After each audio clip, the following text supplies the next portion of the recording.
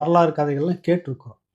அதுபோல இந்த கரூர் மரணம் இருக்கிற கரூர்ல 41 பேர் நடிகர் விஜய் பார்க்க போனப்ப நெரிசல்ல சிக்கப்பட்டு இறந்த பிறகு நடந்த சம்பவங்கள் அரசியலுக்கு ஏற்புடையதான்னு கொஞ்சம் மனசாட்சியோட எல்லோருமே அலசணும்.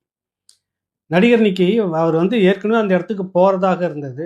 டிஜிபி கிட்ட ஒரு பெரிய பட்டியல் போட்டு எனக்கு இப்படியெல்லாம் இருக்கணும், நான் சென்று பார்த்து வருவதற்குன்னு ஒரு இது கொடுத்திருந்தாரு. ஆனால் தமிழ்நாடு அரசு காவல்துறை சார்பாகவோ அல்லது சிபிஐ சார்பாகவோ யாரும் அவருக்கு மறுப்பு சொன்னதாக கிடையாது, தடையும் கிடையாது. போய் சாதாரணமாக பார்த்துட்டு வரலாம். காரணம் என்ன சொன்னதுன்னா, மீண்டும் நெரிசல் ஏற்பட்டுடும் அப்படின்றதுக்காக சொல்ல வராங்க. அப்புறம் குறுகலான பகுதிகள்லாம் இருக்குதுன்னு நிறைய நண்பர்கள் அதை பற்றி பேசியிருந்தாங்க.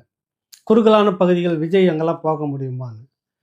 10 ஓட்டு இருக்குதுன்னு தெரிஞ்சாலும் கூட அந்த இடத்துக்கு நாயா பேயா அவதாரம் எடுத்து போயிட்டு குருவியாவது அவதாரம் எடுத்து போய் உள்ள பறந்து ஓட்டு கேட்டு வர மாதிரியான அரசியல்வாதிகள் தான் தமிழ்நாட்டில் இது வரைக்கும் இருந்திருக்காங்க.